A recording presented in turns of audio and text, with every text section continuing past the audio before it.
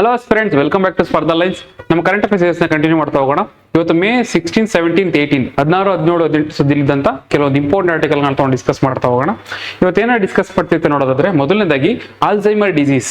ಇದೊಂದು ಮರವಿನ ಕಾಯಿಲೆ.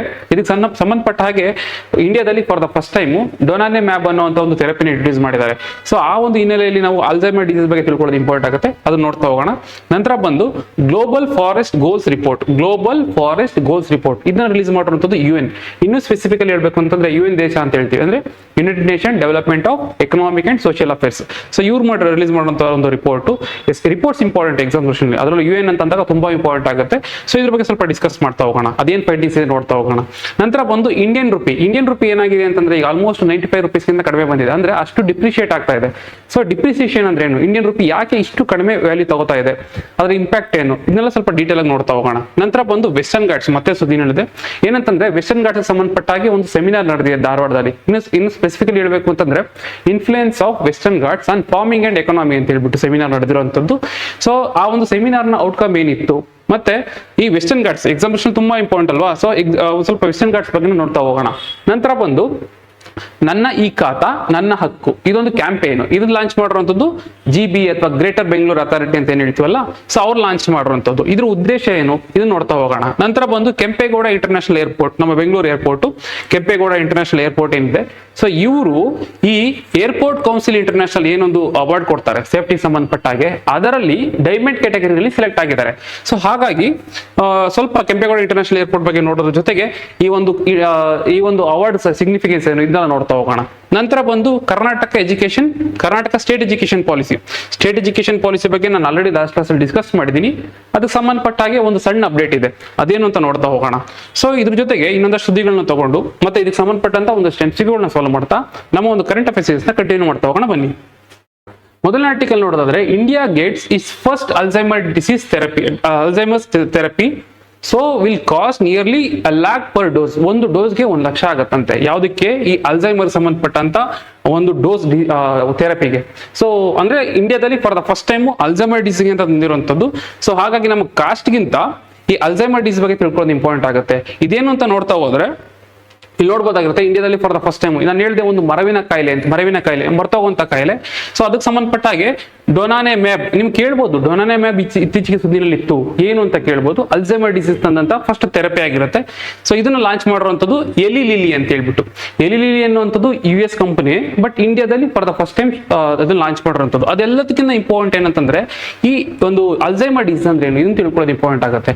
Alzheimer disease ಅನ್ನೋದಂದ್ರೆ ಒಂದು ಮರವಿನ ಕಾಯಿಲೆ ಅಂತ ಹೇಳಿದೆ. ಯಾಕೆ ಮರವು ಬರುತ್ತೆ, ಯಾಕೆ ಅಂತಂದ್ರೆ ನಮ್ಗೆ ಗೊತ್ತಿದೆ, ನಮ್ಗೆ basic units of the brain ಅಂತಂದ್ರೆ ಅಥವಾ ಸೆಲ್ಸ್ ಅಂತ ನೋಡಕ್ ಹೋದ್ರೆ ನ್ಯೂರಾನ್ ಅಂತ ಗೊತ್ತಿದೆ. ಈ ನ್ಯೂರಾನ್ ಏನಾಗುತ್ತೆ ಅಂತಂದ್ರೆ ಡಿಜೆನರೇಟ್ ಆಗ್ತಾ ಹೋಗುತ್ತಂತೆ, ನಾಶ ಆಗ್ತಾ ಹೋಗುತ್ತಂತೆ.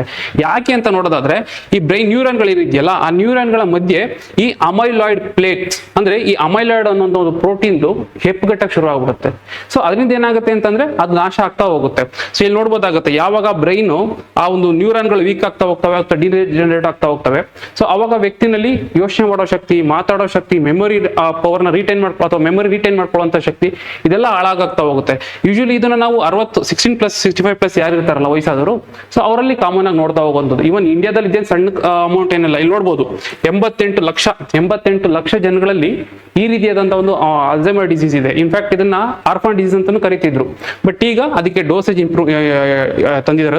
ಸೊ ಅಟ್ಲೀಸ್ಟ್ ನೀವು ನೆನ್ಪಿಟ್ಕೋಬೇಕು, ಅಲ್ಝೈಮರ್ ಡಿಸೀಸ್ ಏನಕ್ಕೆ ಸಂಬಂಧಪಟ್ಟಿದ್ದು, ಇದು ಮರವಿನ ಕಾಯಿಲೆ. ಇದು ಲಾಂಗ್ ಟರ್ಮ್ ಜಾಸ್ತಿ ಆಯ್ತು ಅಂತಂದ್ರೆ ಡಿಮೆನ್ಷಿಯಲ್ ಲೀಡ್ ಆಗುತ್ತೆ, ಅಂದ್ರೆ ಪರ್ಮನೆಂಟ್ ಆಗಿ ಮೆಮೊರಿ ಲಾಸ್ ಆಗೋ ಚಾನ್ಸಸ್ ಇರುತ್ತೆ. ಸೊ ಹಾಗಾಗಿ ಇಂಪಾರ್ಟೆಂಟ್ ಆಗುತ್ತೆ, ನೆನ್ಪಿಟ್ಕೊಳ್ಳಿ. ಇಷ್ಟು ಫ್ಯಾಕ್ಟ್ಸ್ ಸಾಕಾಗುತ್ತೆ ನೆನ್ಪಿಟ್ಕೊಂಡ್ರೆ. ಸೊ ಇದ್ರ ಮೇಲೆ ಪ್ರಶ್ನೆ ಯಾವ ರೀತಿ ಬರ್ಬೋದು, ಅಲ್ಝೈಮರ್ ಕಾಯಿಲೆಗೆ ಸಂಬಂಧಿಸಿದ ಕೆಳಗಿನ ಹೇಳಿಕೆಗಳನ್ನು ಗಮನಿಸಿ. Direct question. ಇದು ಮುಖ್ಯವಾಗಿ 65 ವರ್ಷದ ಮೇಲ್ಪಟ್ಟ ವೃದ್ಧರಲ್ಲಿ ಕಾಮನ್ ಆಗಿ ಕಾಣಿಸುವಂತದ್ದು, ಅಂದ್ರೆ ಕಡಿಮೆ ಕಾಣಬಾರ್ದು ಅಂತಲ್ಲ, ಕಾಮನ್ ಆಗಿ ಕಾಣುವಂಥದ್ದು ಯೂಶಲಿ 65 ವರ್ಷ ಮೇಲ್ಪಟ್ಟವರು. ಸರಿಯಾಗಿದೆ. ಇದು ಮುಖ್ಯವಾಗಿ ಶ್ವಾಸಕೋಶಗಳು ಮತ್ತು ಉಸಿರಾಟದ ವ್ಯವಸ್ಥೆಯ ಮೇಲೆ ಪರಿಣಾಮ ಬೀರುತ್ತದೆ. ಸೊ ಅದೇ ಅದಕ್ಕೆ ಹೇಳಿದ್ದು. ಸೊ ಇದು actually it is related to brain ಸಂಬಂಧಪಟ್ಟಿದ್ದು. ಸೊ ಹಾಗಾಗಿ ಶ್ವಾಸಕೋಶಕ್ಕೂ ಇದಕ್ಕೂ ಸಂಬಂಧ ಇಲ್ಲ. ಈ ಒಂದು ಸ್ಟೇಟ್ಮೆಂಟ್ ತಪ್ಪಾಗುತ್ತೆ. ಸೊ ಆನ್ಸರ್ ಬಂದು ಒಂದು ಮಾತ್ರ ಆಗಿದೆ.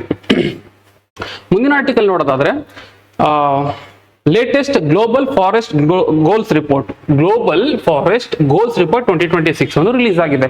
ಇದನ್ನ ರಿಲೀಸ್ ಮಾಡಿರುವಂತದ್ದು ಯಾರು, UN ರಿಲೀಸ್ ಮಾಡಿರುವಂತದ್ದು. UN ರಿಲೀಸ್ ಮಾಡಿರುವಂತದ್ದು. ಇನ್ನು ಸ್ಪೆಸಿಫಿಕಲಿ ಹೇಳ್ಬೇಕು ಅಂತಂದ್ರೆ ಅದರದೇ ಆದಂತಹ ಒಂದು part United Nation Department of Economic and Social Affairs, Department of Economic and Social Affairs ಅಥವಾ ದೇಶ UN ದೇಶ ಅಂತ ಏನ್ ಹೇಳ್ತೀವಲ್ಲ, ಸೊ ಅವ್ರು ರಿಲೀಸ್ ಮಾಡಿರುವಂತದ್ದು ರಿಪೋರ್ಟ್ ಆಗಿರುತ್ತೆ. ಯಾಕೆ ಇದನ್ನ ರಿಲೀಸ್ ಮಾಡಿದ್ದಾರೆ ಅಂತಂದ್ರೆ UN ಗೆ ಸಂಬಂಧಪಟ್ಟಾಗೆ ಒಂದು ಸ್ಟ್ರಾಟಜಿಕ್ ಪ್ಲಾನ್ ಇತ್ತು. ಏನು ಫಾರೆಸ್ಟೇಷನ್ ಅಥವಾ ಅಫಾರೆಸ್ಟೇಷನ್ ಆಗ್ತಾ ಇದೆ ಇಲ್ಲಿ ಇಡೀ ಗ್ಲೋಬಲಿ, ಸೊ ಅದಕ್ಕೆ ಸಂಬಂಧಪಟ್ಟಾಗಿ ಒಂದು ಸ್ಟ್ರಾಟಜಿಕ್ ಪ್ಲಾನ್ ಮಾಡಿದ್ರು. ಆ ಸ್ಟ್ರಾಟಜಿಕ್ ಪ್ಲಾನ್ ಹೆಸರು ಏನಂತಂದ್ರೆ ಇಲ್ಲಿ ನೋಡಬಹುದಾಗಿರುತ್ತೆ, UN strategic plan for forest 2017 to 30. 2017ರಿಂದ 30ರವರೆಗೂ ಗ್ಲೋಬಲ್ ಫಾರೆಸ್ಟ್ ನ ಹೇಗೆ ಇಂಪ್ರೂವ್ ಮಾಡುವಂಥದ್ದು ಅಥವಾ ಅದರ ಸ್ಟೇಟಸ್ ಹೇಗಿದೆ ಇದಕ್ಕೆ ಸಂಬಂಧಪಟ್ಟಾಗೆ ಒಂದು ಸ್ಟ್ರಾಟಜಿಕ್ ಪ್ಲಾನ್ ಮಾಡಿದ್ರು. ಅದರ ಒಂದು ಭಾಗವಾಗಿ ಈಗ ಒಂದು ರಿಪೋರ್ಟ್ ರಿಲೀಸ್ ಮಾಡಿರುವಂಥದ್ದು. ರಿಪೋರ್ಟ್ ನೇಮ್ ತುಂಬಾ important, global forest goals report 2026. ಇದು UN ರಿಲೀಸ್ ಮಾಡೋದಾಗುತ್ತೆ. ಸೊ ಇಲ್ಲೆಲ್ಲ ಏನ್ ನಾವು ಐಡೆಂಟಿಫೈ ಮಾಡಬಹುದು ಅಂತಂದ್ರೆ 2015ರಿಂದ 2025ಕ್ಕೆ ಕಂಪೇರ್ ಮಾಡ್ತಾ ಹೋಗ್ತದೆ ಈ ರಿಪೋರ್ಟ್. ಇಲ್ಲಿ ನೋಡಬಹುದಾಗಿರುತ್ತೆ 2015ರಿಂದ 2025ಕ್ಕೆ ಸುಮಾರು 0.04 ಬಿಲಿಯನ್ ಅಂದ್ರೆ ಆಲ್ಮೋಸ್ಟ್ 40 ಮಿಲಿಯನ್ ಅಥವಾ 4 ಕೋಟಿ ಎಕರೆಗಳಷ್ಟು ಒಂದು ಜಾಗ ಏನಿದೆ ಅದು ಲಾಸ್ ಆಗಿದಂತೆ, ಫಾರೆಸ್ಟ್ ಜಾಗ, ಫಾರೆಸ್ಟ್ ಅಷ್ಟು ಲಾಸ್ ಆಗಿದಂತೆ. ಸೊ ಇದಕ್ಕೆ ಏನೆಲ್ಲ ಕಾರಣಗಳಂತ ಹುಡುಕ್ತಾ ಹೋದಾಗ ಪೊಲ್ಯೂಷನ್, ಇಂಡಸ್ಟ್ರಿಯಲೈಸೇಷನ್, ಸೊ ಈ ತರದೆಲ್ಲ ಕೊಡ್ತಾ ಹೋಗುತ್ತೆ. ಆಶ್ಚರ್ಯ ಏನಂತಂದ್ರೆ ಮೇನ್ ಡ್ರೈವರ್ ಅಂತ ಬಂದಾಗ ಅಗ್ರಿಕಲ್ಚರ್ ಅಂತ ಹೇಳ್ತೇವೆ. ಏನೊಂದು ಫಾರೆಸ್ಟ್ ಕ್ಲಿಯರೆನ್ಸ್ ಆಗ್ತಾ ಇದೆ ಅದು ಅಗ್ರಿಕಲ್ಚರ್ಗೋಸ್ಕರ ಜಾಸ್ತಿ ಆಗ್ತಾ ಇದೆ. ಸೊ ಹಾಗಾಗಿ ಇದು ತುಂಬಾ ಲಾಸ್ ಆಗ್ತಾ ಇದೆ ಅಂತ ಹೇಳ್ತಾ ಇರುವಂತದ್ದು. ಆಮೇಲೆ ವಿಚಾರ ಇಲ್ಲೊಂದು ಸ್ಪೆಸಿಫಿಕಲಿ ನಾವು ನೋಟ್ ಮಾಡಬೇಕಾಗಿರೋದು ಏನಂತಂದ್ರೆ ಈ ಫಾರೆಸ್ಟ್ ಏನ್ ಲಾಸ್ ಆಗ್ತಾ ಇದೆಯಲ್ಲ ಅದು ಮುಖ್ಯವಾಗಿ ಸೌತ್ ಆಫ್ ಕಾಂಟಿನೆಂಟ್ ಗಳು ಜಾಸ್ತಿ ಆಗ್ತಾ ಇದೆ. ನೀವು ನೋಡ್ಬೋದು, ನೀವು ನೆನಪಿರ್ಬೋದು, ಲಂಗ್ ಆಫ್ ದ ಅರ್ತ್ ಅಂತ ಕರಿತೀವಿ ಅದನ್ನ ಅಮೆಜಾನ್ ಫಾರೆಸ್ಟ್, ಅಲ್ಲಿರುವಂತದ್ದಲ್ಲಿ ಅಗೇನ್ ಸೌತ್ ಅಮೆರಿಕಾದಲ್ಲಿ. ಸೊ ಸೌತ್ ಅಮೆರಿಕಾದಲ್ಲಿ ಅಷ್ಟು ಲಾಸ್ ಆಗ್ತಾ ಇದೆ ಅಂತ ಹೇಳ್ತಾ ಇರುವಂತದ್ದು. ಹಾಗಿದ್ರೆ ಇಲ್ಲಿ ಏನು ಒಳ್ಳೇದಿಲ್ವಾ? ಇದು ಆಕ್ಚುಲಿ ಏಷ್ಯಾ ಬಗ್ಗೆ ಒಳ್ಳೇದು ಮಾತಾಡಿದೆ. ಏನಂತಂದ್ರೆ ಏಷ್ಯಾದಲ್ಲಿ ಸುಮಾರು 31 ಮಿಲಿಯನ್ ಹೆಕ್ಟರ್ ಅಷ್ಟು ಫಾರೆಸ್ಟ್ ನ ನಾವು ಮತ್ತೆ ಅಫಾರೆಸ್ಟೇಷನ್ ಮಾಡಿರ್ತಾ ಮತ್ತೆ ಅದನ್ನ ರೀಜನರೇಟ್ ಮಾಡಿದೀವಿ ಅಂತ ಹೇಳ್ಬಿಟ್ಟು ಇದು ಅಪ್ರಿಶಿಯೇಟ್ ಮಾಡಿರುವಂತದ್ದು. So but overall global ಅಂತ ತಗೊಂಡಾಗ ಫಾರೆಸ್ಟ್ ಏರಿಯಾ ಕಡಿಮೆ ಆಗ್ತಾ ಇದೆ. ಸೊ ಹಾಗಾಗಿ ನೀವು ಸಾಕಷ್ಟು ಇನಿಷಿಯೇಟಿವ್ ತಗೋಬೇಕು ಅಂತ ಹೇಳುತ್ತೆ. ಇಲ್ಲಿ ನೋಡಬಹುದು ಫಿನಾನ್ಸಿಂಗ್ ನೀವು ಮಾಡಬೇಕಾಗುತ್ತೆ, ಅದಕ್ಕೆ ಸಂಬಂಧಪಟ್ಟಂತೆ ಒಂದಷ್ಟು ಫಂಡ್ಗಳು ಫಿನಾನ್ಸಿಂಗ್ ಮಾಡಬೇಕಾಗುತ್ತೆ, ರಿಸ್ಟೋರೇಷನ್ಗೆ ನೀವು ಸ್ಟೆಪ್ಸ್ ಗಳನ್ನ ತಗೋಬೇಕಾಗುತ್ತೆ, ಮತ್ತೆ ಸಸ್ಟೈನಬಲ್ ವೇನಲ್ಲಿ ಫಾರೆಸ್ಟ್ ಮ್ಯಾನೇಜ್ಮೆಂಟ್ ಮಾಡಬೇಕಾಗುತ್ತೆ ಅಂತ ಸಜೆಷನ್ ಕೊಡ್ತಾ ಇರುತ್ತೆ. ರಿಪೋರ್ಟ್ ನಮ್ ಇಂಪಾರ್ಟೆಂಟ್, ಯಾರು ರಿಲೀಸ್ ಮಾಡೋದು ಇಂಪಾರ್ಟೆಂಟ್. ಪ್ರಶ್ನೆ ಯಾವ ರೀತಿ ಬರ್ಬೋದು? ಗ್ಲೋಬಲ್ ಫಾರೆಸ್ಟ್ ಗೋಲ್ಸ್ ರಿಪೋರ್ಟ್ 2026 ಅನ್ನು ಇವರಿಂದ ಸಿದ್ಧಪಡಿಸಲಾಗಿದೆ. ಸಿಂಪಲ್ ರಿಪೋರ್ಟ್ ಯಾರು ರಿಲೀಸ್ ಮಾಡ್ತಾರೆ ಇಂಪಾರ್ಟೆಂಟ್ ಆಗುತ್ತೆ. ಇಲ್ಲಿ ನೋಡಬಹುದು ವಿಶ್ವಸಂಸ್ಥೆಯ ಆರ್ಥಿಕ ಮತ್ತು ಸಾಮಾಜಿಕ ವ್ಯವಹಾರಗಳ ಇಲಾಖೆ, UN ದೇಶ ಅಂತ ಹೇಳಿದ್ರೆ ಕರೆಕ್ಟ್, ಇದು ಇದೆ. ಅದ್ರ ಜೊತೆಗೆ ವಿಶ್ವಸಂಸ್ಥೆಯ ಅರಣ್ಯ ವೇದಿಕೆ ಸಚಿವಾಲಯ. ಆಕ್ಚುಲಿ ವಿಶ್ವಸಂಸ್ಥೆಗೆ ಸಂಬಂಧಪಟ್ಟಂಗೆ ಒಂದು ಫಾರೆಸ್ಟ್ ಫೋರಂ ಇದೆ ಅಥವಾ ಒಂದು ಫೋರಂ ಇದೆ, United Nation forum on forest secretary ಅನ್ನೋದಿದೆ, ಅಂದ್ರೆ ಫಾರೆಸ್ಟ್ ಸಂಬಂಧಪಟ್ಟಾಗ ಒಂದು ಫೋರಂ ಇದೆ. ಸೊ ಅವರು ಕೂಡ ಇವ್ರಿಗೆ ಹೆಲ್ಪ್ ಮಾಡಿರ್ತಾರೆ. 2 UN ಬಾಡಿನೇ ಆಗಿದೆ. ಒಂದು ನೆನಪಿಟ್ಕೋಬೇಕಾಗುತ್ತೆ. ನಂತರ ಬಂದು ವಿಶ್ವಸಂಸ್ಥೆ ಕಾರ್ಯಕ್ರಮ ಅಥವಾ UNEP, United Nation Development Programme ಅಂತ ಹೇಳ್ತೀವಿ. ಇದು ಫ್ರೀಕ್ವೆಂಟ್ ಆಗಿ ಹೇಳ್ತೀವಿ, ಬಟ್ ಇವ್ರು ರಿಲೀಸ್ ಮಾಡಿಲ್ಲ. ಸೊ ರಿಲೀಸ್ ಮಾಡಿರುವಂಥದ್ದು ಅಥವಾ ಇದನ್ನು ಕಂಪೈಲ್ ಮಾಡಿರುವಂಥದ್ದು 2 ಆಗಿದೆ. ಆನ್ಸರ್ ಬಂದು 1 ಮತ್ತು 2 ಮಾತ್ರ ಸರಿಯಾಗಿದೆ. ಮುಂದಿನ ಆರ್ಟಿಕಲ್ ನೋಡೋದಾದ್ರೆ ಇಂಡಿಯನ್ ರುಪಿ ಬ್ರೀಚಸ್ 95 ವರ್ಸಸ್ $. ಅಂದ್ರೆ $1 ಇವತ್ತು ನಾವು 95 ರೂಪಾಯಿ ಕೊಡಬೇಕಾಗಿದೆ ಅಂತೆ. ಅಂದ್ರೆ ಅಷ್ಟು ಡಿಪ್ರಿಶಿಯೇಟ್ ಆಗ್ತಾ ಇದೆ, ಅಪಮೌಲ್ಯೀಕರಣ ಆಗ್ತಾ ಇದೆ. ಏನಕ್ಕೆ ಇಷ್ಟೊಂದು ಕಡಿಮೆ ಆಗ್ತಾ ಇರುವಂತದ್ದು? ಫಸ್ಟ್ ಡಿಪ್ರಿಸಿಯೇಷನ್ ಅಂದ್ರೆ ತಿಳ್ಕೊಬೇಕಾಗತ್ತೆ. ಡಿಪ್ರಿಸಿಯೇಷನ್ ಅಂದ್ರೆ fall in the value of rupee ಅಥವಾ ಡೊಮೆಸ್ಟಿಕ್ ಕರೆನ್ಸಿ ಏನಿದೆ relative to foreign currencies. Major foreign currencies ಏನಿದೆಯಲ್ಲ, ಯೂರೋ ಆಗ್ಬೋದು, ಡಾಲರ್ ಆಗ್ಬೋದು, ಪೌಂಡ್ಸ್ ಆಗ್ಬೋದು. ಸೊ ಇದಕ್ಕೆ ಸಂಬಂಧಪಟ್ಟ ಹಾಗೆ ನಮ್ಮ ಕರೆನ್ಸಿ ವ್ಯಾಲ್ಯೂ ಯಾವಾಗ ಡೌನ್ ಆಗುತ್ತೆ ಅದನ್ನ ಡಿಪ್ರಿಸಿಯೇಷನ್ ಅಂತ ಕರಿತೀವಿ. ಡಿವ್ಯಾಲ್ಯೂಯೇಷನ್ ಅನ್ನೋ ಪದ ಬರುತ್ತೆ, ಅದು ಡೆಲಿಬ್ರೇಟಿ ಮಾಡ್ತೀವಿ, ಇಂಟೆನ್ಷಿಯಲಿ ಮಾಡ್ತಾ ಹೋಗ್ತೀವಿ, ಬಟ್ ಅದು ಬೇರೆ ವಿಚಾರಕ್ಕೆ. ಬಟ್ ಇದು ಏನೊಂದು ಫ್ರೀ ಮಾರ್ಕೆಟ್ ಇರುತ್ತೆ ಅಲ್ಲೇ ಆಗ್ತಾ ಇರುವಂತದ್ದು, ಆಟೋಮೆಟಿಕ್ಲಿ ಆಗ್ತಾ ಇರುವಂತದ್ದು. ಸೊ ಇದು ಡೇಂಜರಸ್ ಆಗುತ್ತೆ. ಇಷ್ಟು ಕಾಸ್ಟ್ಲಿ ಆಗ್ತಾ ಇದೆ ಡಾಲರು. ಸೊ ಯಾಕೆ ಆಗ್ತಾ ಇರುವಂತದ್ದು? ಯಾಕೆ ಅಂತಂದ್ರೆ ನಾನಾ ಕಾರಣಗಳಾಗ್ಬೋದು. ನಮ್ಮಲ್ಲಿ ತುಂಬಾ ಇಂಪೋರ್ಟ್ ಮಾಡ್ಕೊಳ್ತಾ ಇದೀವಿ. ಫಾರ್ ಎಕ್ಸಾಂಪಲ್ ಕ್ರೂಡ್ ಆಯಿಲ್ ತಗೊಳ್ತೀವಿ ಅಂತ ಅನ್ಕೊಳ್ಳೋಣ. ಕ್ರೂಡ್ ಆಯಿಲ್ ನಾವು ಪರ್ಚೇಸ್ ಮಾಡ್ತೀವಿ ಅಂತಂದಾಗ ನಾನು ಆಲ್ರೆಡಿ ಹೇಳಿದೆ ಏನೊಂದು ಗ್ಲೋಬಲಿ ಮೇಜರ್ ಕರೆನ್ಸೀಸ್ ಇದೆ. ಫಾರ್ ಎಕ್ಸಾಂಪಲ್ US ಡಾಲರ್ ಅಂತ ಏನಿದೆಯಲ್ಲ, ಸೊ ನಾವು ಅವ್ರಿಗೆ ಡಾಲರ್ಲ್ಲೇ ಪೇ ಮಾಡಬೇಕಾಗುತ್ತೆ. ರುಪಿನಲ್ಲಿ ಮಾಡಿದ್ರೆ ಅವ್ರು ತಗೊಳ್ಳಲ್ಲ. ಸೊ ಅವಾಗ ಏನಾಗುತ್ತೆ, ನಾವು ಡಾಲರ್ನ ಪರ್ಚೇಸ್ ಮಾಡ್ಕೊಳ್ಳೋಕ್ಕೋಸ್ಕರ ಹಾತೋರಿತೀವಿ. ನಾವು ಪರ್ಚೇಸ್ ಮಾಡ್ತಾ ಇದೀವಿ ಅಂದ್ರೆ ಡಾಲರ್ ಡಿಮ್ಯಾಂಡ್ ಜಾಸ್ತಿ ಆಯ್ತು. ಡಾಲರ್ ಡಿಮ್ಯಾಂಡ್ ಜಾಸ್ತಿ ಆಯ್ತು ಅಂದ್ರೆ ಏನ್ ಮಾಡ್ತಾರೆ, ಜಾಸ್ತಿ ದುಡ್ಡು ಕೇಳ್ತಾರೆ. ಸೊ ಈ ರೀತಿನಲ್ಲಿ ಏನಾಗ್ತಾ ಇದೆ ಅಂತಂದ್ರೆ ಡಾಲರ್ ಬೆಲೆ ಅಪ್ರಿಶಿಯೇಟ್ ಆಗ್ತಾ ಇದೆ, ನಮ್ಮ ರುಪಿ ಬೆಲೆ ಡಿಪ್ರಿಶಿಯೇಟ್ ಆಗ್ತಾ ಇದೆ. ಸೊ ಈ ರೀತಿನಲ್ಲಿ ಕ್ರೂಡ್ ಆಯಿಲ್ ಒಂದೇ ಅಂತಲ್ಲ, ಇವನ್ ಗೋಲ್ಡ್, ನಾವೇ ಲಾರ್ಜೆಸ್ಟ್ ಇಂಪೋರ್ಟರ್ ಇರುವಂತದ್ದು ಗೋಲ್ಡ್ ಆಗ್ಬೋದು, ಮತ್ತೆ ಫಾರಿನ್ ಟ್ರಿಪ್ಗಳಾಗ್ಬೋದು, ವೆಕೇಶನ್ಸ್ ಆಗ್ಬೋದು, ಅಥವಾ ಅಬ್ರಾಡ್ ಅಲ್ಲಿ ಎಜುಕೇಶನ್ಸ್ ಆಗ್ಬೋದು. ನಾನಾ ಕಾರಣಗಳಿಂದ ನಾವು ಈ ಡಾಲರ್ ಇಂದ ಬಿದ್ದಿದ್ದೀವಿ. ಸೊ ಹಾಗಾಗಿ ಏನಾಗ್ತಾ ಇದೆ ಅಂತಂದ್ರೆ ಜಾಸ್ತಿ ಆಗ್ತಾನೆ ಇದೆ. ಇಟ್ಸ್ ಫೈನ್, ಬಟ್ ಯೂಶಲಿ ಎಷ್ಟಾಗ್ತಿತ್ತು ಈ ವಾರ್ಷಿಕ ಏನು ಅವರೇಜ್ ಅಲ್ಲಿ 3 to 5% ಅಷ್ಟು ಡಿಪ್ರಿಶಿಯೇಟ್ ಆಗ್ತಾ ಇತ್ತು. ಯಾವುದು ನಮ್ಮ ಒಂದು ಕರೆನ್ಸಿ. ಬಟ್ ಈಗೇನಾಗಿದೆ ಅಂತಂದ್ರೆ ಲಾಸ್ಟ್ ಒಂದು ವರ್ಷದಲ್ಲಿ 10% ಅಷ್ಟು ಡಿಪ್ರಿಷಿಯೇಟ್ ಆಗ್ತಾ ಇದೆ, ಜಾಸ್ತಿ ಡಿಪ್ರಿಷಿಯೇಷನ್ ಆಗ್ತಾ ಇದೆ. ಕಾರಣ ಏನಂತ ನೋಡಕ್ ಹೋದಾಗ ಇಲ್ಲಿ ನೋಡ್ಬೋದಾಗಿರುತ್ತೆ, ಈಗ ಗ್ಲೋಬಲ್ ಇರಾನ್ ವಾರ್ ನಡೀತಾ ಇತ್ತು, ಇರಾನ್ ಮತ್ತೆ US ವಾರ್ ನಡೀತಾ ಇತ್ತು. ಸೊ ಅವಾಗ ಏನಾಯ್ತು, ಆ ಒಂದು ಸ್ಟೇಟ್ ಫಾರ್ಮೋಸ್ ಕ್ಲೋಸ್ ಆಗಿದ್ದೆಲ್ಲ ಡಿಸ್ಕಸ್ ಮಾಡಿದ್ವಿ. ಸೊ ಆ ಟೈಮಲ್ಲಿ LPG ಆಗ್ಬೋದು, ಪೆಟ್ರೋಲಿಯಂ ಪ್ರಾಡಕ್ಟ್ಗಳಾಗ್ಬೋದು ಪ್ರೈಸ್ ಜಾಸ್ತಿ ಆಗ್ತಾ ಹೋಯ್ತು. ಸೊ ಜಾಸ್ತಿ ಆದಾಗೆಲ್ಲ ಮತ್ತೆ ಅಗೇನ್ ನಮ್ಗೆ ಜಾಸ್ತಿ ಪೇ ಮಾಡಬೇಕಾಗಿ ಬಂತು. ಸೊ ಡಾಲರ್ ಡಿಮ್ಯಾಂಡ್ ಜಾಸ್ತಿ ಆಗ್ತಾ ಬಂತು. ಸೊ ಹಾಗಾಗಿ ಕ್ರೂಡ್ ಆಯಿಲ್ ಪ್ರೈಸ್ ಜಾಸ್ತಿ ಆಗಿದ್ದಾಗ್ಬೋದು. ಅಷ್ಟೇ ಅಲ್ಲದೆ ಈಗ ಒಂದು ಪೋರ್ಟ್ಫೋಲಿಯೋಸ್, ಈಗ ಇನ್ವೆಸ್ಟ್ಮೆಂಟ್ ಗಳಲ್ಲಿ ನಾವು ಎರಡು ತರ ನೋಡ್ತೀವಿ, FDI ಅಂತ ಕರಿತೀವಿ, ಇನ್ನೊಂದು FII ಅಥವಾ FPI ಅಂತ ಕರಿತೀವಿ, ಫಾರಿನ್ ಪೋರ್ಟ್ಫೋಲಿಯೋ ಇನ್ವೆಸ್ಟ್ಮೆಂಟ್ ಅಂತ. ಅಂದ್ರೆ 10% ಗಿಂತ ಕಡಿಮೆ ಇನ್ವೆಸ್ಟ್ಮೆಂಟ್ ಇದ್ರೆ ಅದನ್ನ FPI ಅಂತ ಕರಿತೀವಿ. ಸೊ ಇದನ್ನ ಹಾರ್ಟ್ ಮನಿ ಅಂತ ಕರೀತಾರೆ. ಇಲ್ಲಿ ಯಾವ ರೆಸ್ಪಾನ್ಸಿಬಿಲಿಟಿ ಇರಲ್ಲ, ಬರ್ತಾರೆ ಎಲ್ಲಿ ಲಾಭ ಬರುತ್ತೋ ಅಲ್ಲಿ ಇನ್ವೆಸ್ಟ್ಮೆಂಟ್ ಕೊಡ್ಕೊಂಡು ಹೊಟ್ಟೆ ಹೋಗ್ತಾರೆ. ಈಗ ಡಾಲರ್ ಬೆಲೆ ಜಾಸ್ತಿ ಇದೆಯಾ, ಸೊ ಅಲ್ಲಿ ಇನ್ವೆಸ್ಟ್ ಮಾಡ್ಬೇಕು ಅಂತ ಹೋಗ್ತಾರೆ. ಸೊ ಹಾಗಾಗಿ ಈ ಒಂದು ಹಾರ್ಟ್ ಮನಿ ಕೂಡ ಬೇಗ ಹೋಗ್ತಾ ಇದೆ, ಜೊತೆಗೆ ಸ್ಟ್ರಾಂಗ್ ಆಗ್ತಾ ಇದೆ US ಡಾಲರ್. ಈಗ ಗ್ಲೋಬಲಿ US ಡಾಲರ್ ಕೂಡ ಬೈ ನ್ಯಾಚುರಲ್ ಸ್ಟ್ರಾಂಗ್ ಆಗ್ತಾ ಇದೆ. ಸೊ ಈ ರೀತಿಯಾಗಿ ನಾನಾ ಕಾರಣಗಳಿಂದ ನಮ್ಮ ರುಪಿ ಕಡಿಮೆ ಆಗ್ತಾನೆ ಬಂದಿದೆ. ಈ ವರ್ಷ ಅಂತೂ 10% ಅಷ್ಟು ಡಿಪ್ರಿಷಿಯೇಟ್ ಆಗ್ತಾ ಇದೆ. ಸೊ ಇದರಿಂದ ಏನಾಗುತ್ತೆ ಅಂತಂದ್ರೆ, ಒಂದು ನಾವು ಹೊರಗಡೆಯಿಂದ ಏನಾದ್ರು ಇಂಪೋರ್ಟ್ ಮಾಡ್ಕೋತೀವಿ ಅಂತಂದಾಗ ಅದರ ಬೆಲೆ ಜಾಸ್ತಿ ಆಗುತ್ತೆ, ಇಂಪೋರ್ಟ್ ಮಾಡ್ಕೊಳ್ಳೋಂಥದ್ರ ಬೆಲೆ ಜಾಸ್ತಿ ಆಗುತ್ತೆ. ಮತ್ತೆ ಇಲ್ಲೂ ಕೂಡ ಇಂಪೋರ್ಟ್ ಮಾಡ್ಕೊಂಡ್ಮೇಲೆ ನಾವು ಅಲ್ಲಿಂದ ಇಂಪೋರ್ಟ್ ಮಾಡ್ಕೊಡೋಂಥ ಬೆಲೆದು ಏನಿರುತ್ತಲ್ಲ ಅದು ಇನ್ಫ್ಲೇಷನ್ ಜಾಸ್ತಿ ಆಗ್ತಾ ಹೋಗುತ್ತೆ. ಸೊ ನಾನಾ ರೀತಿಯಲ್ಲಿ ಆಮೇಲೆ ಫಾರಿನ್ ಎಕ್ಸ್ಪೋರ್ಟ್ಗಳಾಗ್ಬೋದು ಅಥವಾ ಅಬ್ರಾಡ್ ಅಲ್ಲಿ ಎಜುಕೇಶನ್ಸ್ ಆಗ್ಬೋದು, ಅವೆಲ್ಲ ಕಾಸ್ಟ್ಲಿ ಆಗ್ತಾ ಹೋಗುತ್ತೆ. ಸೊ ಈ ರೀತಿಯಲ್ಲಿ ನೆಗೆಟಿವ್ ಇಂಪ್ಯಾಕ್ಟ್ ಆಗ್ತಾ ಹೋಗುತ್ತೆ. ಸೊ ಹಂಗಿದ್ರೆ ಪಾಸಿಟಿವ್ ಏನು ಇಲ್ಲ. ಪಾಸಿಟಿವ್ ಒಂದು ಸಣ್ಣದಾಗಿದೆ, ಏನಂತಂದ್ರೆ ಅದನ್ನ ಪಾಸಿಟಿವ್ ಅಂತಾನು ಹೇಳಕ್ಕಾಗೋದಿಲ್ಲ. ಈಗ ಫಾರ್ ಎಕ್ಸಾಂಪಲ್ ಎಕ್ಸ್ಪೋರ್ಟ್ ನಮ್ದು ಚೀಪ್ ಆಗ್ತಾ ಹೋಗುತ್ತೆ. ಈಗ ಫಾರ್ ಎಕ್ಸಾಂಪಲ್ ನಾವು $1 ನಾವು 80 ರೂಪಾಯಿ ಕೊಟ್ಟಿದ್ವಿ ಅಂತ ಅನ್ಕೊಳ್ಳೋಣ, $1 80 ರೂಪಾಯಿ ಕೊಡ್ತಿದ್ವಿ ಅಂತ ಅನ್ಕೊಳ್ಳೋಣ. ಸೊ ಅವಾಗ ಏನಾಗ್ತಿತ್ತು ಅಂತಂದ್ರಾಗ ಇವ್ರು $1 ಪರ್ಚೇಸ್ ಮಾಡಿ 20 ರೂಪಾಯಿ ಒಂದು ಪೆನ್ ಅಂತ ತಗೊಂಡ್ರು 4 ಪೆನ್ ಕೊಟ್ಟು ತಗೊಂಡ್ ಹೋಗ್ತಾ ಇದ್ರು, ಹೌದಲ್ವಾ? ಬಟ್ ಇವಾಗ ಏನಾಗಿದೆ, $1 100 ರೂಪಾಯಿ ಆಯ್ತು ಅಂತಂದ್ರೆ $1 ಕೊಡ್ತಾರೆ, 100 ರೂಪಾಯಿ ಬದಲಾಗಿ 5 ಪೆನ್ ತಗೊಂಡ್ ಹೋಗ್ತಾರೆ. ಅಂದ್ರೆ ನಾವು ಏನೊಂದು ಎಕ್ಸ್ಪೋರ್ಟ್ ಮಾಡ್ತೀವಲ್ಲ ಚೀಪ್ ಆಗ್ತಾ ಇದೆ. ಬಟ್ ಇದು ಲಾಂಗ್ ಟರ್ಮ್ ಅಲ್ಲಿ ವರ್ಕ್ ಆಗಲ್ಲ. ಹಂಗ್ ನೋಡಕ್ ಹೋದ್ರೆ ನಮ್ಮ ಡಿಪ್ರಿಸಿಯೇಷನ್ ಏನಾಗುತ್ತಲ್ಲ ಅದು ಎಕಾನಮಿಗೆ ನೆಗೆಟಿವ್ ಆಗ್ತಾನೆ ಹೋಗುತ್ತೆ. ಬಟ್ ಈ ಟೈಮಲ್ಲಿ ಏನ್ ಮಾಡ್ತಾರೆ ಅಂತಂದ್ರೆ, ಯೂಶಲಿ ನಮ್ಮಲ್ಲಿರುವಂತಹ ಒಂದು ಜನಗಳು ಏನ್ ಮಾಡ್ತಾರೆ ಅಂತಂದ್ರೆ ಈ ರೀತಿಯಲ್ಲಿ ದುಡ್ಡು ಸೇವ್ ಮಾಡ್ಕೋಬೇಕು. ಈಗ ದುಡ್ಡದಂತೂ ಬೆಲೆ ಕಡಿಮೆ ಆಗ್ತಾ ಇದೆ. ಸೊ ಅವಾಗ ಏನ್ ಮಾಡ್ತಾರೆ ಅಂತಂದ್ರೆ ಯೂಶಲಿ ಗೋಲ್ಡ್ ಗಳಲ್ಲಿ ಇನ್ವೆಸ್ಟ್ಮೆಂಟ್ ಮಾಡಕ್ ಶುರು ಮಾಡ್ಬಿಡ್ತಾರೆ. ಈಗ ಎಕ್ಸ್ಚೇಂಜ್ ಟ್ರೇಡ್ ಫಂಡ್ ಅಂತ ಬರುತ್ತೆ, ಗೋಲ್ಡ್ ಅಲ್ಲಿ ಎಕ್ಸ್ಚೇಂಜ್ ಟ್ರೇಡ್ ಫಂಡ್ ಅಂತ ಬರುತ್ತೆ. ರುಪಿನಲ್ಲಿ ಅಲ್ಲದೆ ಇದ್ರು ಆ ಗ್ರಾಮ್ಗಳಲ್ಲಿ ಆ ದಿನದ ರೇಟ್ ಏನಿರುತ್ತೋ ಅದಕ್ಕೆ ಇನ್ವೆಸ್ಟ್ ಮಾಡ್ಬಿಡುವಂಥದ್ದು. ಅಂದ್ರೆ ಗೋಲ್ಡ್ ವ್ಯಾಲ್ಯೂ ಡಿಪ್ರಿಷಿಯೇಟ್ ಆಗ್ತಾ ಇಲ್ಲ, ನಮ್ಮ ದುಡ್ಡಿನ ವ್ಯಾಲ್ಯೂ ಅಷ್ಟೇ ಡಿಪ್ರಿಷಿಯೇಟ್ ಆಗ್ತಾ ಇರೋಂಥದ್ದು. ಸೊ ಅದನ್ನ ರಿಟೈನ್ ಮಾಡ್ಕೊಳ್ಳೋದಕ್ಕೆ ಸೊ ಈ ರೀತಿಯಲ್ಲಿ ನಾನಾ ರೀತಿಯಲ್ಲಿ ನೋಡ್ಕೋತಾರೆ. ಸೊ ನಾನು ಏನೆಲ್ಲ ಅನಾಲಿಸಿಸ್ ಮಾಡಿದ್ನಲ್ಲ ಇದೆಲ್ಲ ಇಂಪಾರ್ಟೆಂಟ್. UPSC ನಲ್ಲಿ ಇದೇ ಕೇಳುವಂಥದ್ದು, ಇಂಪ್ಯಾಕ್ಟ್ ಏನು, ಕಾರಣ ಏನು, ಈ ತರನೇ ಕೇಳ್ತಾರೆ. ಸೊ ಪ್ರಶ್ನೆ ಯಾವ ರೀತಿ ಬರ್ಬೋದು, ರೂಪಾಯಿ ಮೌಲ್ಯದ ಕುಸಿತಕ್ಕೆ ಸಂಬಂಧಿಸಿದ ಕೆಳಗಿನ ಹೇಳಿಕೆಗಳನ್ನು ಗಮನಿಸಿ. ಒಂದಷ್ಟು ಸ್ಟೇಟ್ಮೆಂಟ್ ಕೊಟ್ಟಿದ್ದಾರೆ, ಅದನ್ನ ಗಮನಿಸಬೇಕಂತ. ಏನಂತಂದ್ರೆ ಈ ಮೇಲಿನಗಳಲ್ಲಿ ಯಾವುದು ರೂಪಾಯಿ ಅಪಮೌಲ್ಯದ ಪರಿಣಾಮವಲ್ಲ. ರೂಪಾಯಿ ಏನಾದ್ರು ಡಿಪ್ರಿಷಿಯೇಟ್ ಆಗ್ತಾ ಇದೆ ಅಂತಂದ್ರೆ ಅದ್ರ ಇಂಪ್ಯಾಕ್ಟ್ ಯಾವ್ದಲ್ಲ ಅಂತ ಕೇಳ್ತಾ ಇದ್ದಾರೆ. ಯಾವ್ದು ಅಂತ ನೋಡ್ತಾ ಹೋಗೋಣ. ವಿದೇಶಿ ಪ್ರಯಾಣವು ಅಗ್ಗವಾಗುತ್ತದೆ, ನಾವು ನೋಡಿದ್ವಿ ಜಾಸ್ತಿ ಆಗುತ್ತೆ, ಎಕ್ಸ್ಪೆನ್ಸ್ ಆಗುತ್ತೆ. ಸೊ ಈ ಸ್ಟೇಟ್ಮೆಂಟ್ ತಪ್ಪಾಗುತ್ತೆ. ಆಮದು ಮಾಡಿಕೊಂಡ ಎಲೆಕ್ಟ್ರಾನಿಕ್ಸ್ ವಸ್ತುಗಳು ದುಬಾರಿ ಆಗುತ್ತವೆ. ಹೌದು, ನಾವು ಇಂಪೋರ್ಟ್ ಮಾಡ್ಕೋತೀವಿ, ಅದು ಎಲೆಕ್ಟ್ರಾನಿಕ್ಸ್ ಆಗ್ಬೋದು, ಗೋಲ್ಡ್ ಆಗ್ಬೋದು, ಪೆಟ್ರೋಲ್ ಆಗ್ಬೋದು, ಡೆಫಿನೆಟ್ ಆಗಿ ದುಬಾರಿ ಆಗುತ್ತೆ. ಸೊ ಈ ಸ್ಟೇಟ್ಮೆಂಟ್ ಸರಿಯಾಗಿದೆ. ವಿದೇಶದಲ್ಲಿ ಶಿಕ್ಷಣ ಪಡೆಯುವುದು ದುಬಾರಿ ಆಗುತ್ತದೆ. ಹೌದು, ಅದು ಕರೆಕ್ಟೇ. ಗೋಲ್ಡ್ ETF ಅಥವಾ ಗೋಲ್ಡ್ ETF ಹೂಡಿಕೆದಾರರು ಲಾಭ ಪಡೆಯಬಹುದು, ಯಾಕಂತಂದ್ರೆ ಅವ್ರು ಗೋಲ್ಡ್ ಅಲ್ಲಿ ಇನ್ವೆಸ್ಟ್ ಮಾಡಿರುವಂತದ್ದು ರುಪಿನಲ್ಲ. ಸೊ ಹಾಗಾಗಿ ಅವ್ರು ಅಲ್ಲಿ ಡೈವರ್ಟ್ ಆಗ್ತಾರೆ. ಸೊ ಇದು ಕೂಡ ಸರಿಯಾಗಿದೆ. ಸೊ ಇಂಪ್ಯಾಕ್ಟ್ ಯಾವ್ದು ಆಗಲ್ಲ ಅಂತ ಕೇಳಿದರೆ ಇದು ತಪ್ಪಾಗುತ್ತೆ. ಆನ್ಸರ್ ಬಂದು 1 ಮಾತ್ರ ಆಗಿರುತ್ತೆ. ಮುಂದಿನ ಆರ್ಟಿಕಲ್ ನೋಡೋದಾದ್ರೆ seminar on influence of western Ghats on farming and economy held. ಏನಂತಂದ್ರೆ ಒಂದು ಸೆಮಿನಾರ್ ಕಂಡಕ್ಟ್ ಮಾಡಿದ್ದಾರೆ, ಯಾವ್ದ್ರ ಸಂಬಂಧಪಟ್ಟಾಗೆ, ವೆಸ್ಟರ್ನ್ ಘಾಟ್ಸ್ ಸಂಬಂಧಪಟ್ಟಾಗೆ. ಇನ್ನು ಸ್ಪೆಸಿಫಿಕಲಿ ಹೇಳ್ಬೇಕು ಅಂತಂದ್ರೆ influence on western Ghats, influence of western Ghats on farming and economy. ಅಂದ್ರೆ ವೆಸ್ಟರ್ನ್ ಘಾಟ್ಸ್ ಫಾರ್ಮಿಂಗ್ ಮತ್ತೆ ಎಕಾನಮಿಯಲ್ಲಿ ಹೇಗೆ ಇಂಪ್ಯಾಕ್ಟ್ ಮಾಡುತ್ತೆ ಅನ್ನೋದ್ರ ಸಂಬಂಧಪಟ್ಟಾಗೆ ಒಂದು ಸೆಮಿನಾರ್ ನ ಕಂಡಕ್ಟ್ ಮಾಡಿರುವಂತದ್ದು. ಇದೆಲ್ಲ ನಡೆದಿರುವಂತದ್ದು university of agriculture science Dharwad. Location important, university of agriculture science ಧಾರವಾಡಲ್ಲಿ ನಡೆದಿರುವಂತದ್ದಾಗಿರುತ್ತೆ.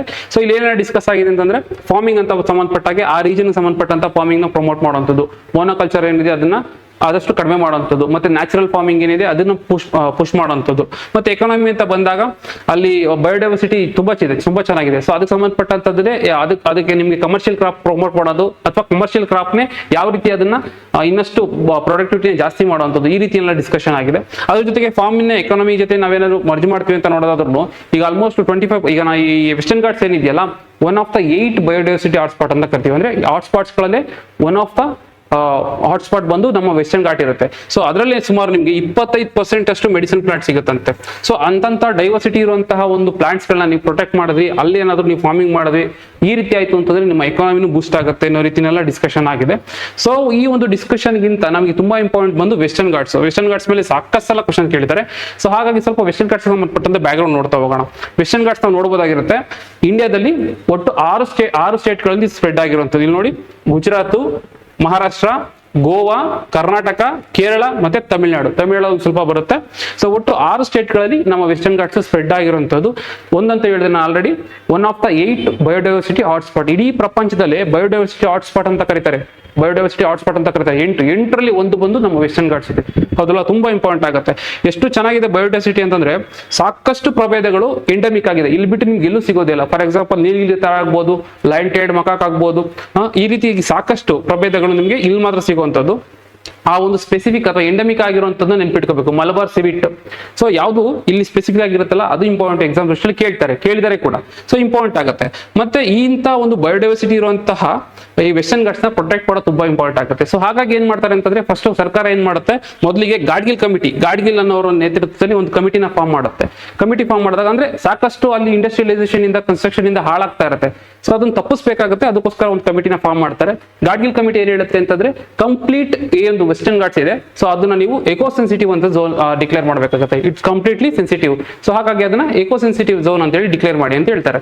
ಬಟ್ ನಾವು ಆ ರೀತಿ ಡಿಕ್ಲೇರ್ ಮಾಡೋದ್ರಿಂದ ನಮ್ಮ ಎಕನಾಮಿಕ್ ಆಕ್ಟಿವಿಟೀಸ್ ಹಾಲ್ಟ್ ಆಗ್ತಾ ಹೋಗುತ್ತೆ. ಸೊ ಆ ರೀತಿ ಮಾಡಕ್ ಆಗ್ಲಿಲ್ಲ. ಕೊನೆಗೆ ಏನ್ ಮಾಡ್ತೀವಿ ಅಂತಂದ್ರೆ, ಇನ್ನೊಂದು ಕಮಿಟಿನ ಫಾರ್ಮ್ ಮಾಡ್ತೀವಿ, ಕಸ್ತೂರಿ ರಂಗನ್ ಕಮಿಟಿ ಅಂತ, ಅಥವಾ ಕಸ್ತೂರಿ ರಂಗನ್ ಅನ್ನೋರ್ನ ಅದಕ್ಕೆ ಚೇರ್ಮನ್ ಮಾಡಿಬಿಟ್ಟು ಇನ್ನೊಂದು ಕಮಿಟಿ ಫಾರ್ಮ್ ಮಾಡ್ತೀವಿ.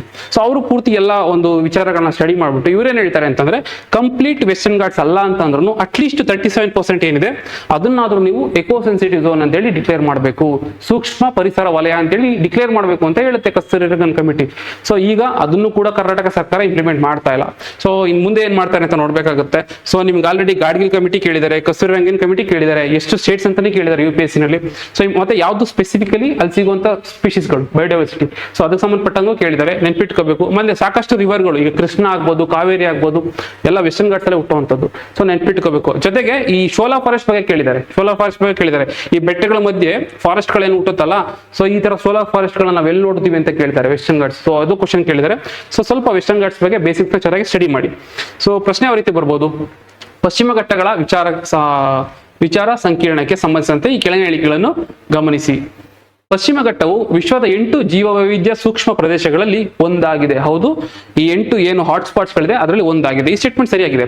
ಆಧುನಿಕ ಔಷಧಿಗಳ ಸುಮಾರು 2% ರಷ್ಟು ಪಶ್ಚಿಮ ಘಟ್ಟಗಳ ಜೀವವೈವಿಧ್ಯತೆಯಿಂದ ಹುಟ್ಟಿಕೊಂಡಿದೆ. ಬರೀ 2% ಅಲ್ಲ, 25% ಸಿಗುತ್ತೆ ನಮ್ಮಲ್ಲಿ. 25% ಏನೀಗೊಂದು ಮಾಡರ್ನ್ ಮೆಡಿಸಿನ್ ಯೂಸ್ ಮಾಡ್ತಾ ಇದೀವಲ್ಲ, ಸೊ ಅದಕ್ಕೆ ಬೇಕಾದಂತ ಒಂದು ಇಂಗ್ರೀಡಿಯೆಂಟ್ಸ್ ನ ಅಥವಾ ಏನ್ ಕಾಂಪೋನೆಂಟ್ಸ್ ನ ಕೊಡೋದಕ್ಕೆ ಅಷ್ಟು ನಮ್ಮಲ್ಲಿ ಇದಿದೆ. ಸೊ ಹಾಗಾಗಿ 25% ಅದು. ವಿಚಾರ ಸಂಕಿರಣವು ಎಲ್ಲಾ ರೀತಿಯ ಅರಣ್ಯ ಸಂರಕ್ಷಣಾ ಚಟುವಟಿಕೆಗಳನ್ನು ನಿರುತ್ಸಾಹಗೊಳಿಸಿತು. ಅಂದ್ರೆ ಇವ್ರೇನ್ ಹೇಳಕ್ ಬರ್ತಾ ಇದಾರೆ ಅಂತಂದ್ರೆ, ಈ ಸೆಮಿನಾರ್ ಏನಾಯ್ತಲ್ಲ, ಸೊ ಅಲ್ಲಿ ಅರಣ್ಯಕ್ಕೆ ಸಂಬಂಧಪಟ್ಟಂತ ಏನ್ ಚಟುವಟಿಕೆಗಳು ಮಾಡ್ತಾರೆ ಎಲ್ಲಾನು ಸ್ಟಾಪ್ ಮಾಡ್ಬಿಡಿ ಅಂತ ಹೇಳ್ತು. ಇಲ್ಲ, ಎಲ್ಲೂ ಸ್ಟಾಪ್ ಮಾಡಿ ಅಂತ ಹೇಳಿಲ್ಲ. ಯಾವುದು ಅರಣ್ಯಗಳಿಗೆ ಹಾನಿ ಮಾಡಲ್ಲ ಅಥವಾ ನಾಶ ಮಾಡಲ್ಲ, ಅದಕ್ಕೆ ಸಪೋರ್ಟಿವ್ ಆಗಿರುತ್ತೋ ಅಂತಂದು ಎಂಕರೇಜ್ ಮಾಡಿದಾರಂಥದ್ದು. ಈ ಮೋನೋಕಲ್ಚರ್ ಅಂತಂದು ಮಾತ್ರ ಡಿಸ್ಕರೇಜ್ ಮಾಡಿರುವಂಥದ್ದು. ಸೊ ಹಾಗಾಗಿ ಈ ಸ್ಟೇಟ್ಮೆಂಟ್ ತಪ್ಪಾಗುತ್ತೆ. ಇದು ಎಕ್ಸ್ಟ್ರೀಮ್ ಸ್ಟೇಟ್ಮೆಂಟ್ ಕೂಡ ಹೌದು. ಸೊ ಹಾಗಾಗಿ ಆನ್ಸರ್ ಬಂದು 1 ಮಾತ್ರ. ಎಷ್ಟು ಅಂತ ಕೇಳಿದರೆ 1 ಮಾತ್ರ ಸರಿಯಾಗಿದೆ. ಮುಂದಿನ ಆರ್ಟಿಕಲ್ ನೋಡೋದಾದ್ರೆ, ನನ್ನ ಈ ಖಾತಾ ನನ್ನ ಹಕ್ಕು campaign to begin 52 locations in Bengaluru city today. ನನ್ನ ಈ ಖಾತಾ ನನ್ನ ಹಕ್ಕು ಅನ್ನುವಂಥ ಒಂದು ಕ್ಯಾಂಪೇನ್ ನ ಈಗ ಕರ್ನಾಟಕ ಸರ್ಕಾರ ಅಲ್ಲ, ನೆನ್ಪಿಟ್ಕೋಬೇಕು, Greater Bengaluru Authority, GBA, Greater Bengaluru Authority ಏನಿದೆಯಲ್ಲ, ಸೊ ಅವ್ರು ಮಾಡ್ತಾ ಇರೋಂಥದ್ದು. ಇವ್ರು ಏನ್ ಮಾಡ್ತಾ ಇದಾರೆ ಅಂತಂದ್ರೆ, ಒಂದು 100 ಡೇಸ್ ಒಂದು 52 ಲೊಕೇಶನ್ ಅಲ್ಲಿ ಒಂದು ಕ್ಯಾಂಪೇನ್ ನ ಕಂಡಕ್ಟ್ ಮಾಡ್ತಾರೆ. ಅಂದ್ರೆ ಒಂದು ಮಿಷನ್ ಮೋಡ್ ಅಲ್ಲಿ ಇದನ್ನ ನಡೆಸ್ತಾ ಇರೋಂಥದ್ದು. ನನ್ನ ಈ ಖಾತಾ ನನ್ನ ಹಕ್ಕು. ಇಲ್ಲಿ ಮೇಜರ್ ಆಗಿ ನಡೆಯುವಂಥದ್ದು ಏನಂತಂದ್ರೆ, ಖಾತೆಗಳೇನ್ ಬರ್ತಾವಲ್ಲ, ಪ್ರಾಪರ್ ಆಗಿ ಒಂದು ಪ್ರಾಪರ್ಟಿಗೆ ನಮ್ಮ ಈ ಪ್ರಾಪರ್ಟಿ ನಮ್ದೇ ರಿಜಿಸ್ಟರ್ ಆಗಿದೆ ಅಂತ ಹೇಳುವಂಥದ್ದೇ ಖಾತೆಗಳು. ಈ ಖಾತೆಗಳಲ್ಲಿ 2 ತರವಾಗಿದೆ ಈ ಬೆಂಗಳೂರಲ್ಲಿ. ಏನಂತಂದ್ರೆ, ಒಂದು ಎ ಖಾತಾ ಆಗಿದೆ, ಒಂದು ಬಿ ಖಾತಾ ಆಗಿದೆ. ಏನಿದು ಎ ಖಾತಾ, ಬಿ ಖಾತಾ? ಬಿ ಖಾತಾ ಅಂತಂದ್ರೆ ಅಷ್ಟು ಪ್ರಾಪರ್ ಆಗಿ ಡಾಕ್ಯುಮೆಂಟೇಶನ್ ಇರಲ್ಲ ಅವ್ರ ಹತ್ರ, ಅಥವಾ ಅದು ಕರೆಕ್ಟ್ ಆಗಿ ಅವ್ರದೇ ಹೆಸರಲ್ಲಿ ರಿಜಿಸ್ಟರ್ ಆಗಿರುವಂತದ್ದಿಲ್ಲ, ಅಷ್ಟು ಲೀಗಲ್ ಆಗಿರೋದಿಲ್ಲ. ಸೊ ಏನ್ ಮಾಡ್ಬೋದು, ಅದನ್ನ ಎ ಖಾತಾ ಆಗಿ ಕನ್ವರ್ಟ್ ಮಾಡುವಂಥದ್ದು. ಎ ಖಾತಾ ಆಯ್ತು ಅಂತಂದ್ರೆ ಅದು ಪ್ರಾಪರ್ ಆಗಿರುತ್ತೆ, ಲೀಗಲ್ ಆಗಿರುತ್ತೆ, ಅಥೆಂಟಿಕೇಟೆಡ್ ಆಗಿರುತ್ತೆ, ಸೊ ಅವರ ಹೆಸರಲ್ಲಿ ರಿಜಿಸ್ಟರ್ ಆಗಿರುತ್ತೆ. ಸೊ ಈ ರೀತಿಯಾಗಿ ಕನ್ವರ್ಟ್ ಮಾಡ್ಕೊಳ್ಳೋದಕ್ಕೆ ಒಂದು ಅವಕಾಶ ತಂದಿರುವಂತದ್ದು. ಸೊ ಅದಕ್ಕೆ ಅಂತಾನೆ ಕ್ಯಾಂಪೇನ್ ಲಾಂಚ್ ಮಾಡಿರುವಂತದ್ದು ನೆನ್ಪಿಟ್ಕೋಬೇಕಾಗುತ್ತೆ. ಗ್ರೇಟ್ ಬೆಂಗಳೂರು ಅಥಾರಿಟಿ ಅವರು ತಂದಿರುವಂತದ್ದು. ಅದ್ರ ಜೊತೆಗೆ ಏನ್ ಮಾಡಿದ್ದಾರೆ ಅಂತಂದ್ರೆ ಈ ಖಾತೆಗಳೇನಿದೆಯಲ್ಲ ಇವಾಗ ನಾವು ನೋಡ್ಬೋದಾಗಿರುತ್ತೆ, ಎಲ್ಲ ಪೇಪರ್ ಫಾರ್ಮೆಟ್ ಅಲ್ಲಿ ಇದ್ದಿದ್ದು, ಮ್ಯಾನ್ಯುಯಲ್ ಫಾರ್ಮೆಟ್, ಒಂದು ಮೆಟೀರಿಯಲ್ ಫಾರ್ಮೆಟ್ ಅಲ್ಲಿ ಇದ್ದಿದ್ದು. ಸೊ ಇದನ್ನ ಏನ್ ಮಾಡ್ತಾ ಇದಾರೆ ಅಂತಂದ್ರೆ ಈ ಕನ್ವರ್ಟ್ ಮಾಡ್ತಾ ಇದಾರೆ, ಈ ಖಾತಾ ಕನ್ವರ್ಟ್ ಮಾಡ್ತಾ ಇದಾರೆ. ನಮ್ಮಲ್ಲಿ ಲ್ಯಾಂಡ್ ರಿಫಾರ್ಮ್ ಸಂಬಂಧಪಟ್ಟಾಗೆ ಸಾಕಷ್ಟು ಇನಿಷಿಯೇಟಿವ್ ಲಾಂಚ್ ಮಾಡಿದ್ವಿ. ಸೊ ಅದೇ ರೀತಿಯಲ್ಲಿ ಈ ಖಾತಾ ಏನಿದೆ ಅದು ಎಲೆಕ್ಟ್ರಾನಿಕ್ ಫಾರ್ಮೆಟ್ ಅಲ್ಲಿ ಬರಲಿ, ಡಿಜಿಟಲ್ ಫಾರ್ಮೆಟ್ ಅಲ್ಲಿ ಬರಲಿ ಅಂತ ಇದನ್ನ ಪ್ರೊಮೋಟ್ ಮಾಡ್ತಾ ಇರುವಂತದ್ದು. ಸೊ ಇದ್ರ ಉದ್ದೇಶ ಎರಡು, ಒಂದು ಬಿ ಖಾತಾ ಏನಿದೆ ಅದನ್ನ ಎ ಖಾತಾ ಕನ್ವರ್ಟ್ ಮಾಡುವಂಥದ್ದು, ಮತ್ತೆ ಈ ಖಾತಾಗಳೇನಿದೆಯಲ್ಲ ಅದನ್ನ ಈ ಖಾತಾಗೆ ಪುಷ್ ಮಾಡುವಂಥದ್ದು. ಈ ಎರಡು ಉದ್ದೇಶಗಳನ್ನ ಇಟ್ಕೊಂಡು ನನ್ನ ಈ ಖಾತಾ ನನ್ನ ಹಕ್ಕು ಅನ್ನೋ ಒಂದು ಕ್ಯಾಂಪೇನ್ ಈ ಗ್ರೇಟರ್ ಬೆಂಗಳೂರು ಅಥಾರಿಟಿ ಅವರು ತಂದಿರುವಂತದ್ದಾಗಿರುತ್ತೆ. ಮತ್ತೆ ಈ ಸ್ಪೆಷಾಲಿಟಿ ಏನಂತಂದ್ರೆ ಯೂಶಲಿ ಈ ಕನ್ವರ್ಷನ್ ಇದೆಯಲ್ಲ ಬಿ ಟು ಎ, ಸೊ ಅದಕ್ಕೆ ಒಂದಷ್ಟು ಕಾಸ್ಟ್ ಅಂತ ಮಾಡ್ತಾರೆ, ಅದೇನ್ ವ್ಯಾಲ್ಯೂಯೇಷನ್ ಇರುತ್ತೆ ಅದರಲ್ಲಿ ಒಂದು 5% ಅಂತ ಮಾಡಿರ್ತಿದ್ರು. ಬಟ್ ಈಗ ಕ್ಯಾಂಪೇನ್ ಟೈಮಲ್ಲಿ ಏನ್ ಮಾಡಿದ್ದಾರೆ, ಮಿಷನ್ ಮಾಡೆಲ್ ಮಾಡ್ತಿರೋದ್ರಿಂದ ಅದ್ರ ಪ್ರೈಸ್ ಕೂಡ ಕಡಿಮೆ ಮಾಡಿದ್ರೆ ನೀವು 2% ಅಷ್ಟು ಪೇ ಮಾಡಿದ್ರೆ ಸಾಕು. ಫೀ 2% ಅಷ್ಟು ಪೇ ಮಾಡಿದ್ರು ಕನ್ವರ್ಷನ್ ಬೇಗ ಆಗುತ್ತೆ. ಸೊ ಈ ರೀತಿ ತಂದಿರುವಂತದ್ದು ನೆನ್ಪಿಟ್ಕೋಬೇಕು. ಅಟ್ಲೀಸ್ಟ್ ಆಬ್ಜೆಕ್ಟಿವ್ ಇಂಪಾರ್ಟೆಂಟ್ ಆಗುತ್ತೆ. ಸೊ ಪ್ರಶ್ನೆ ಯಾವ ರೀತಿ ಬರ್ಬೋದು, ಈ ಖಾತಾ ಅಭಿಯಾನಕ್ಕೆ ಸಂಬಂಧಿಸಿದ ಕೆಳಗಿನ ಹೇಳಿಕೆಗಳನ್ನು ಗಮನಿಸಿ. ಈ ಅಭಿಯಾನವನ್ನು ಬೃಹತ್ ಬೆಂಗಳೂರು ಪ್ರಾಧಿಕಾರ ಅಥವಾ ಗ್ರೇಟರ್ ಬೆಂಗಳೂರು ಅಥಾರಿಟಿ ಪ್ರಾರಂಭಿಸಿದೆ. ಕರೆಕ್ಟ್. ಇದು ಬಿ ಖಾತೆಯಿಂದ ಎ ಖಾತೆಗೆ ಪರಿವರ್ತನೆಗೆ 2% ರಿಯಾಯಿತಿಯ ಶುಲ್ಕವನ್ನು ನೀಡುತ್ತದೆ. ಹೌದು, 5% ಇಲ್ಲ, ಬದಲಿಗೆ 2% ತಂದಿರುತ್ತದೆ. ಸೊ ಹಾಗಾಗಿ ಕರೆಕ್ಟ್ ಆಗಿದೆ. ಈ ಯೋಜನೆಯು ಶಾಸನಬದ್ಧ ಬೆಂಬಲದೊಂದಿಗೆ ಕಾಯಂ ಆಗಿದೆ. ಇಲ್ಲ, ಇದಕ್ಕೆ ಯಾವುದೇ ರೀತಿ ಇನ್ನು ಸ್ಟ್ಯಾಚ್ಯುಟರಿ ಬ್ಯಾಕಪ್ ತಂದಿಲ್ಲ, ಜಸ್ಟ್ ಇದೊಂದು ಕ್ಯಾಂಪೇನ್ ಅಷ್ಟೇ. ಸೊ ಹಾಗಾಗಿ ಈ ಸ್ಟೇಟ್ಮೆಂಟ್ ತಪ್ಪಾಗುತ್ತೆ. ಆನ್ಸರ್ ಬಂದು ಎಷ್ಟು ಹೇಳಿಕೆಗಳು ಅಂತ ಕೇಳಿದರೆ 2 ಹೇಳಿಕೆಗಳು ಸರಿಯಾಗಿದೆ. ಮುಂದಿನ ಆರ್ಟಿಕಲ್ ನೋಡೋದಾದ್ರೆ KIA wins big at safety recognisation award. ಸೇಫ್ಟಿಗೆ ಸಂಬಂಧಪಟ್ಟಂತೆ ರೆಕಗ್ನಿಷನ್ ಅವಾರ್ಡ್ ಒಂದು ಬಂದಿದೆ. ಯಾವುದಕ್ಕೆ ಅಂತಂದ್ರೆ ಕೆಂಪೇಗೌಡ ಇಂಟರ್ನ್ಯಾಷನಲ್ ಏರ್ಪೋರ್ಟ್ಗೆ ಅವಾರ್ಡ್ ಬಂದಿರುವಂತದ್ದು. ಯಾರು ಕೊಟ್ಟಿರುವಂತದ್ದು, ಇದನ್ನ ಕೊಟ್ಟಿರುವಂತದ್ದು ACI ಅಂತಂದ್ರೆ ಏರ್ಪೋರ್ಟ್ ಕೌನ್ಸಿಲ್ ಇಂಟರ್ನ್ಯಾಷನಲ್. ಏನಿದು ಇಂಟರ್ನ್ಯಾಷನಲಿ ಅಂತಂದ್ರೆ ಯಾವ್ದಾದ್ರು ಗೌರ್ಮೆಂಟ್ ಸೇರ್ ಮಾಡುವಂತದ. ಇಂಟರ್ನ್ಯಾಷನಲ್ ಅಂತ ಯಾವ್ದಾದ್ರು ಪದ ಬಂತು ಅಂದ್ರೆ ನೆನ್ಪಿಟ್ಕೋಬೇಕು, ಮೋಸ್ಟ್ಲಿ ಅದು NGO ಆಗಿರುತ್ತೆ. ಇದೊಂದು ಪ್ರೈವೇಟ್ NGO ಮಾಡಿರುವಂತದ್ದು ಏರ್ಪೋರ್ಟ್ ಕೌನ್ಸಿಲ್ ಇಂಟರ್ನ್ಯಾಷನಲ್. ಇವ್ರು ಏನ್ ಮಾಡ್ತಾರೆ ಅಂತಂದ್ರೆ ಸ್ಪೆಸಿಫಿಕಲಿ ಏಷ್ಯಾ ಸ್ಪೆಸಿಫಿಕ್ ಮತ್ತೆ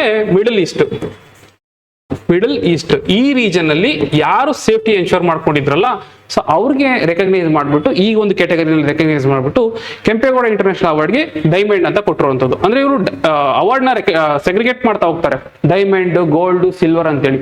ಅದ್ರಲ್ಲಿ ಹೈಯೆಸ್ಟ್ ಬಂದಿದ್ದು ಡೈಮಂಡ್. ಸೊ ಹಾಗಾಗಿ ಡೈಮಂಡ್ ಅವಾರ್ಡ್ ಈ ಸಲ ಬಂದಿರುವಂತದ್ದು ನಮ್ಮ ಬೆಂಗಳೂರಿನ ಕೆಂಪೇಗೌಡ ಇಂಟರ್ನ್ಯಾಷನಲ್ ಏರ್ಪೋರ್ಟ್ಗೆ. ನೆನ್ಪಿಟ್ಕೋಬೇಕಾಗುತ್ತೆ. ಸೊ ಇನ್ನು ಕೆಂಪೇಗೌಡ ಇಂಟರ್ನ್ಯಾಷನಲ್ ಏರ್ಪೋರ್ಟ್ ಬಗ್ಗೆ ನಿಮ್ಗೆ ಆಲ್ರೆಡಿ ಸಾಕಷ್ಟು ಗೊತ್ತಿದೆ. ಇದು ಲೊಕೇಟ್ ಆಗಿರುವಂತದ್ದು ದೇವನಹಳ್ಳಿನಲ್ಲಿ. ಮತ್ತೆ ಬೆಂಗಳೂರು ಇಂಟರ್ನ್ಯಾಷನಲ್ ಏರ್ಪೋರ್ಟ್ ಲಿಮಿಟೆಡ್ ಏನಿದೆ, ಸೊ ಇವರು ಅದನ್ನು ಮ್ಯಾನೇಜ್ ಮಾಡ್ತಿರುವಂತದ್ದು. ಇಂಡಿಯಾದಲ್ಲೇ ಥರ್ಡ್ ಬಿಸಿಯೆಸ್ಟ್ ಏರ್ಪೋರ್ಟ್ ಅಂತೆ, ಥರ್ಡ್ ಬಿಸಿಯೆಸ್ಟ್ ಏರ್ಪೋರ್ಟ್ ನಮ್ಮ ಬೆಂಗಳೂರು ಏರ್ಪೋರ್ಟ್ ಆಗಿರೋದೆ. ಮತ್ತೆ ಈ ಅವಾರ್ಡ್ ಏನಕ್ಕೆ ಬಂದಿರೋದು, ಸೇಫ್ಟಿಗೆ ಅಂತ ಹೇಳಿದೆ. ಯಾವ ಸೇಫ್ಟಿ ಮುಖ್ಯವಾಗಿ ನೆನ್ಪಿಟ್ಕೋಬೇಕು, ರನ್ವೇ ಸೇಫ್ಟಿ ಇಂಪ್ಲಿಮೆಂಟೇಷನ್. ಸೊ ಯಾವ್ದಾದ್ರು ಒಂದು ಫ್ಲೈಟ್ ಗಳನ್ನ ಟೇಕ್ ಆಫ್ ಮಾಡೋದಾಗ್ಲಿ, ಲ್ಯಾಂಡಿಂಗ್ ಮಾಡೋದಾಗ್ಲಿ ತುಂಬಾ ಇಂಪಾರ್ಟೆಂಟ್ ಆಗುತ್ತೆ. ಅಲ್ಲೇ ಸೇಫ್ಟಿ ಎನ್ಶೋರ್ ಮಾಡ್ಕೋಬೇಕಾಗಿರೋದು.